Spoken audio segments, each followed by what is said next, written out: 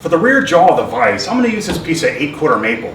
The first thing I need to do is chop this board in half and then join the two pieces together to make up the width that I need. So before I can join these two pieces together, I'm going to go ahead and flatten one face of the joiner, then I'll plane it to thickness.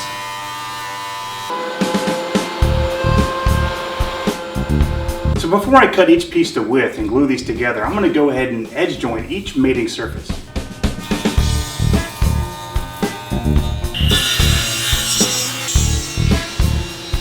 So in order to glue these two halves together, I'm going to use my DIY bar clamps. And if you'd like more information on these, you'll see a link in the description.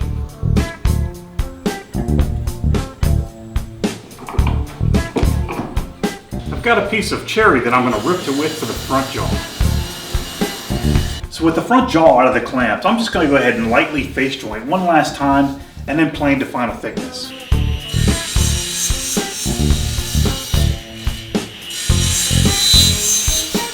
To make lining up the holes in both jaws a little easier, I'm going to drill a really small hole through the thinner jaw, and I'm going to use this hole to line up the hole in the thicker jaw. So with both jaws clamped together, I'm going to use this same drill bit to tap out the location of the hole in the other jaw.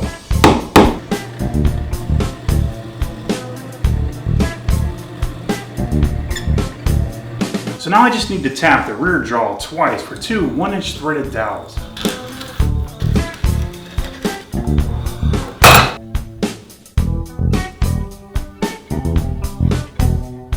So the next thing I'm going to do is make a groove around each screw towards the handle to receive a garter which will attach it to the front jaw.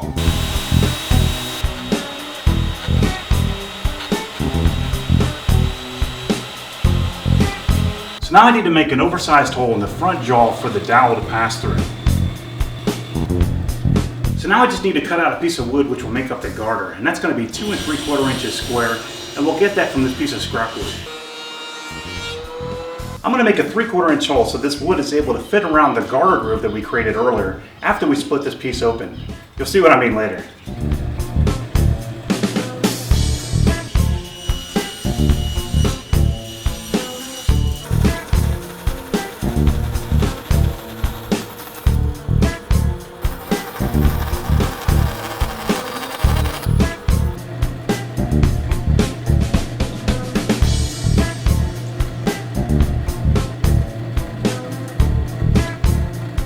So I already have one half of this garter attached, which is securing the dowel. I'm going to go ahead and put the other half of the garter in, and I'm going to leave enough room so that the dowel is free to spin, and I'm going to mark the location for the screws.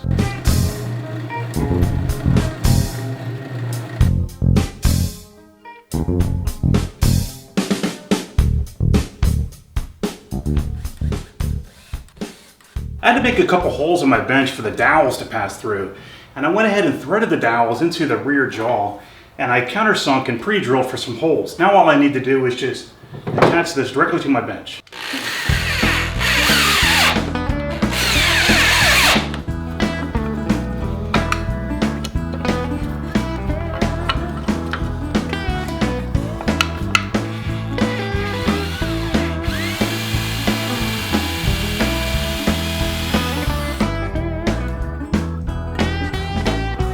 Well, this vise works really well. I'm really happy with how this turned out. I thought I might have some problems with the vise binding if you over-rotate one side more than the other, but not an issue.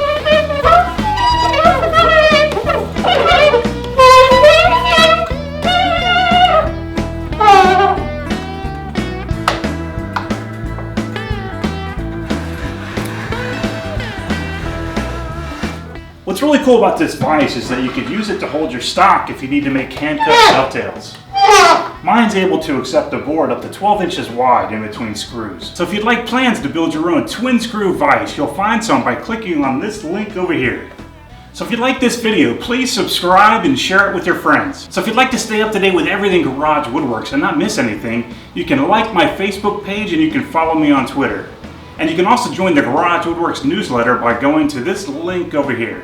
And if the link isn't over here, you'll see it in the description.